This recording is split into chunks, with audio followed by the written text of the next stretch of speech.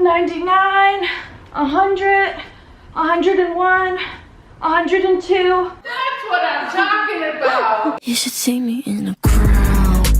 Hey guys, welcome back. So today I'm so excited to share with you guys a Fabletics haul. Can you say legend? Am I right? Yeah, if you follow Gretchen, which I'm sure you do, I'm sure you've seen her stunting around her Instagram or YouTube, whatever, in Fabletics. And you know what? I wanted to too. So I can't wait to share with you guys what I got. So let me tell you first a little bit about Fabletics because, you know, I don't want you to go in blind. I just want to show you. I just want to tell you. I want to be open and honest. Like, that's how we are together, you know? You and I, me and you. Anyway, so let me tell you a little bit about it. So basically, Fabletics is a website with activewear, but also, you know, some loungewear too. You can get it all. That you sign up for monthly, and you can become part of the VIP if you're a VIP, and you can get leggings for literally 50% off. It's insane. But basically, what you should do is you should click the link in my description. You should fill in all of your information, your emails. You don't want to miss out on the new styles that Fabletics is telling you about. And what you're going to do is you're going to do the little style quiz, and you're going to find some cute little things that interest you because it just does it for you. You just can't beat it.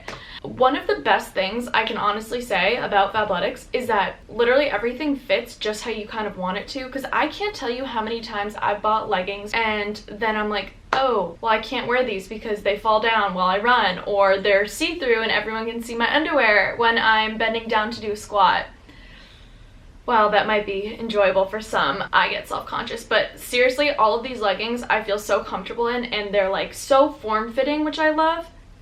Talk about flattering. But most importantly, you can get 2 pairs of leggings for $24 that are like a $99 value. So that's my calculations, I believe a lot of % off. So you definitely want to check the link in my description. But let me show you what I got. I'll do a little try on.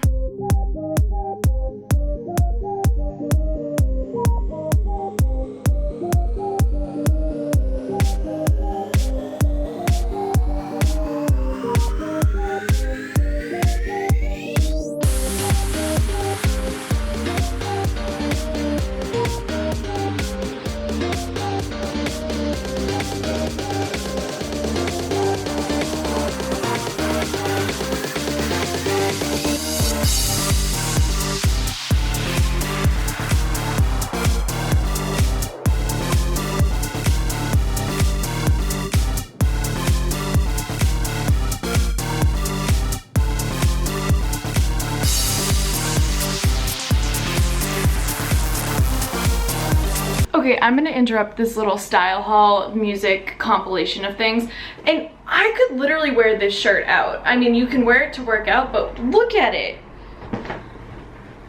Okay, now back to the music compilation.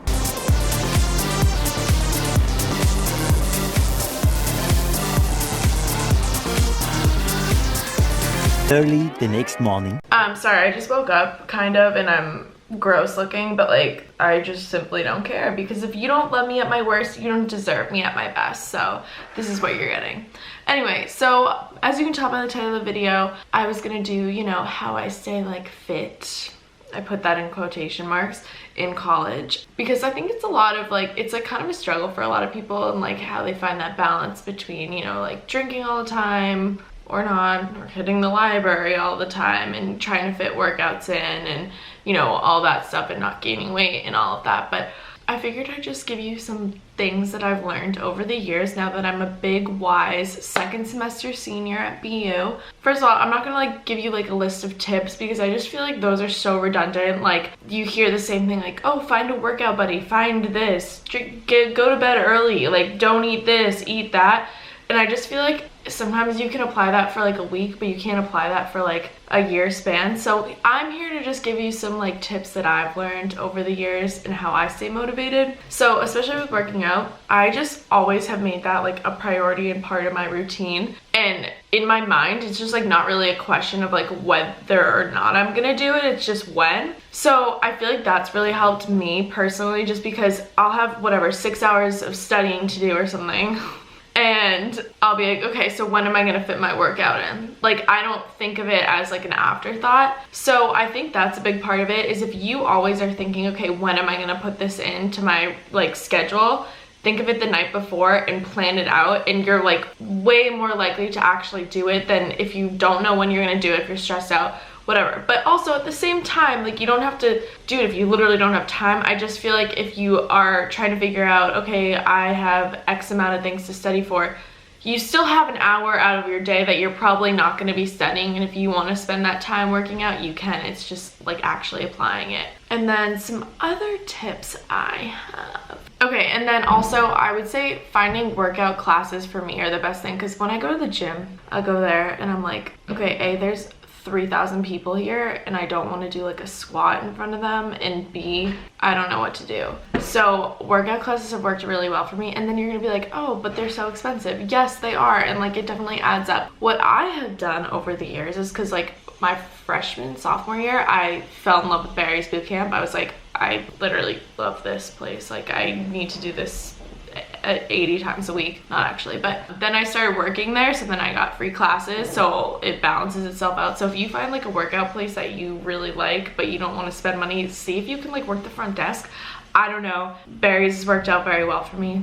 I love it. So that's definitely helped. But also just, I guess, spacing out your workouts so that like, you know, okay, I'll work out at the gym this day, and then like I'll look forward to whatever Soul Cycle or something in the next day. But also there's plenty of apps and ebooks and stuff, but for me personally, that doesn't like really work for me, especially if I want to get myself motivated when I'm like hungover. I cannot go to the gym, like I need a workout class or else I just simply won't do it. But you also have to be okay with like accepting it. I feel that sometimes like you're in college, like working out does not have to be your #1 priority, but if you want it to be, I guess it can. But like I think it's just also important to like accept that whatever, you don't have to be in the best shape of your life in college. Like that's not a rule. Like there's so many times in your life where you go through like waves of whatever, gaining a little weight, losing a little weight, or you know, looking this way, looking that way, and you just kind of have to accept like that's who you are. And I feel like you just kind of have to like ride that way and just like, I don't know, be happy with everything. I don't know, I feel like that's probably just like not helpful, but I feel like for me, I've kind of had to come to accept that, because I would always put that as a priority, is working out, and then I'd be like, okay, why am I like killing myself? Like I'm in college, I don't need to be in the best shape of my life and feel a certain way or look a certain way. Like I think it's just all about accepting that you're in college and just enjoying it, but also, you know, keeping that on the back burner for sure. I would also say just like setting realistic goals is probably important, because I feel like a lot of people are like, okay, I have to be in a bikini. I mean, me included. I'm literally the worst. I'll be like, oh, I have to be in a bikini, and in 2 weeks, hopefully I can get a 6-pack with overnight. Like, there's just things like that where it's just simply not gonna happen. But I feel like setting realistic goals for yourself, like, okay, I want to start running 6 miles a week or whatever. And I think that just helps like putting it into action, rather than just like looking a certain way or feeling a certain way, but actually being like, okay, I'm gonna do this, rather than saying I want this end goal. That's how I think of it personally.